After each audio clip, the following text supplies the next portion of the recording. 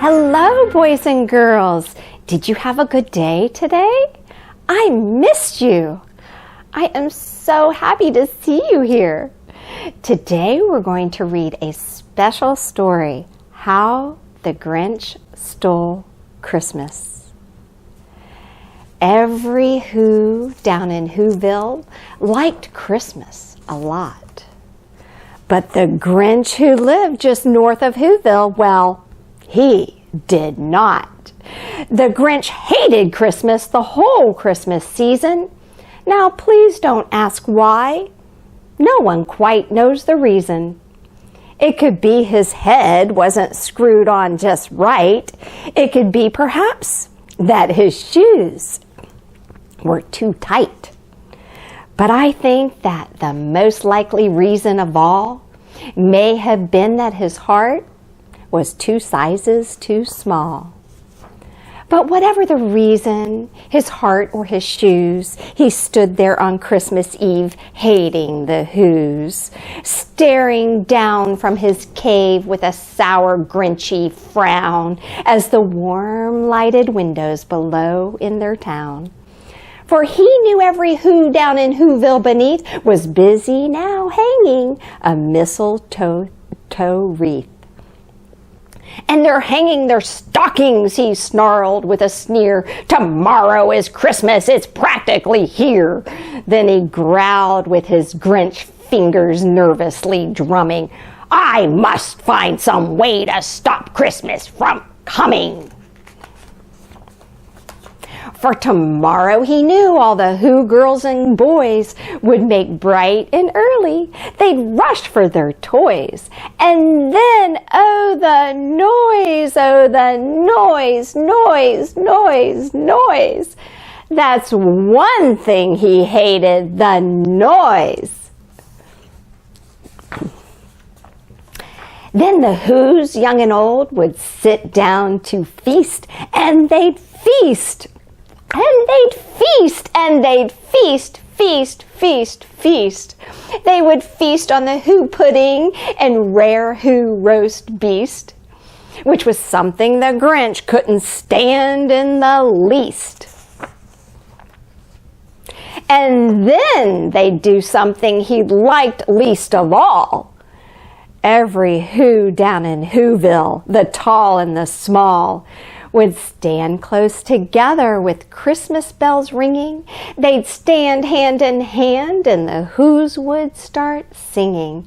They'd sing and they'd sing and they'd sing.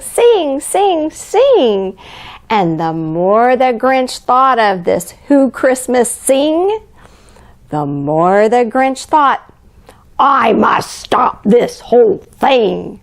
Why, for 53 years I put up with it. Now I must stop this Christmas from coming. But how?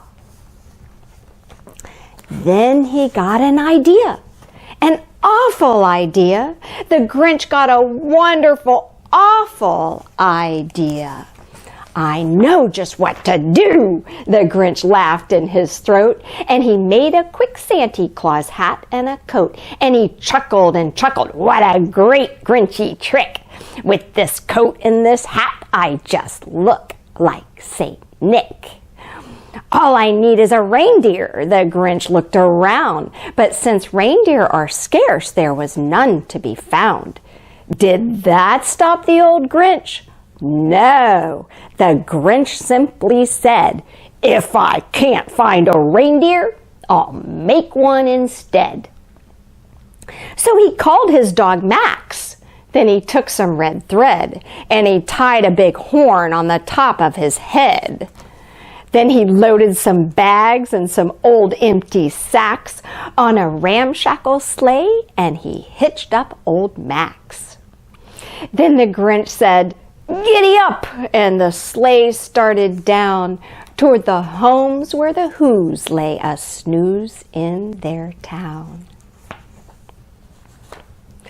All the windows were dark. Quiet snow filled the air. All the Whos were all dreaming sweet dreams without care. When he came to the first little house on the square, "This is stop number 1, the old Grinchy Claus hissed, and he climbed to the roof, empty bags in his fist. Then he slid down the chimney, a rather tight pinch. But if Santa could do it, then so could the Grinch. He got stuck only once, for a moment or two. Then he stuck his head out of the fireplace flue, where the little stockings all hung in a row. "These stockings," he grinned, "are the first things to go." He slithered and slunk with a smile most unpleasant around the whole room, and he took every present. Pop guns and bicycles, roller skates and drums, checkerboards, tricycles, popcorn, and plums. He stuffed them in bags. Then the Grinch very nimbly stuffed all the bags one by one up the chimbley. Then he slunk to the icebox. He took the Who's feast. He took the Who pudding. He took the roast beast.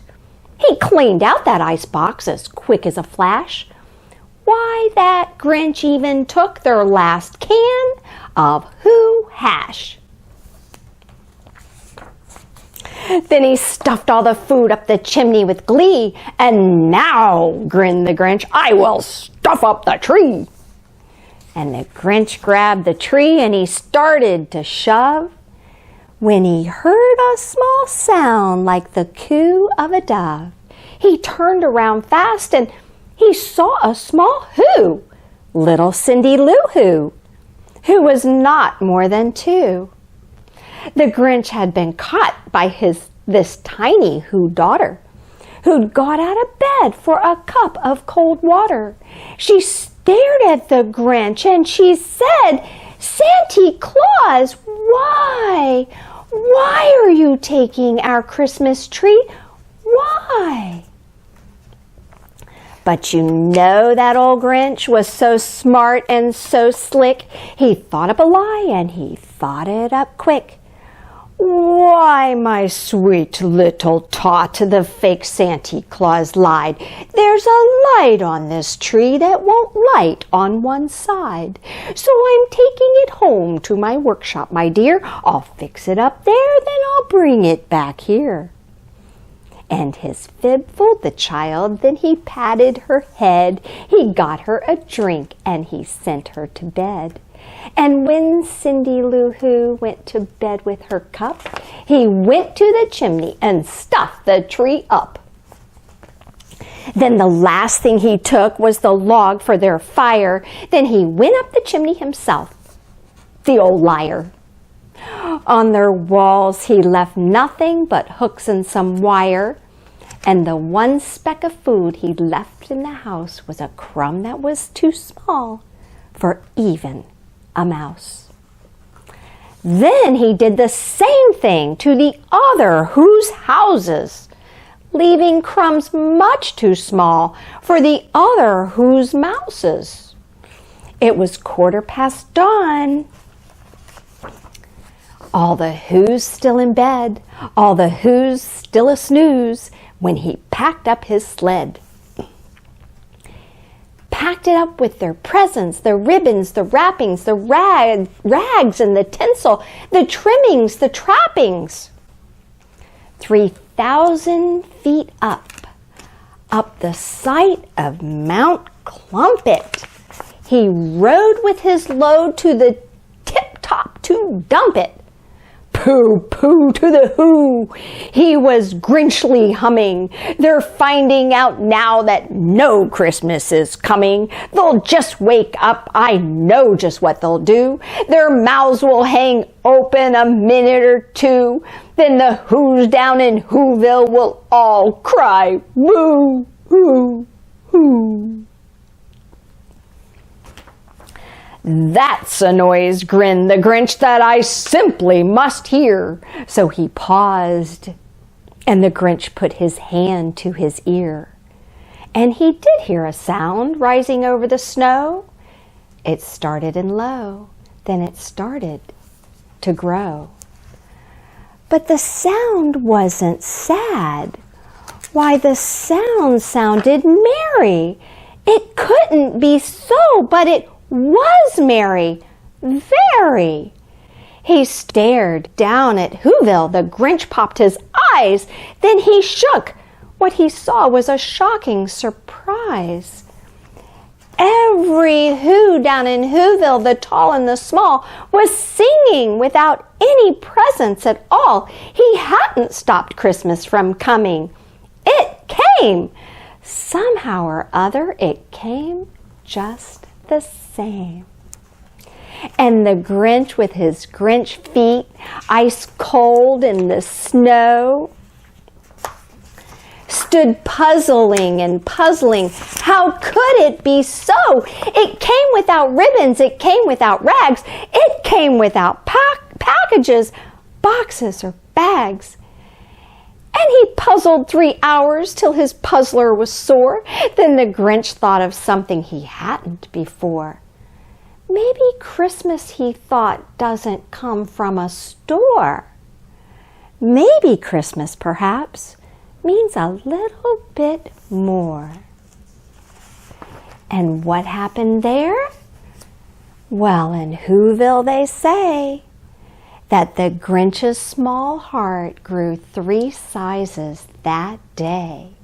And the minute his heart didn't feel quite so tight, he whizzed with his load through the bright morning light, and he brought back the toys, and he brought back the feast. And he himself, the Grinch, carved the roast beef. The end. Oh, that silly Grinch. Isn't he silly? I'm so glad he realized how wrong he was, aren't you? I hope you enjoyed The Grinch Who Stole Christmas. Let's see, what Christmas story should we read tomorrow? It's going to be a surprise. I promise you'll love it. Now have your mommy or daddy make sure you're here. I'll see you tomorrow.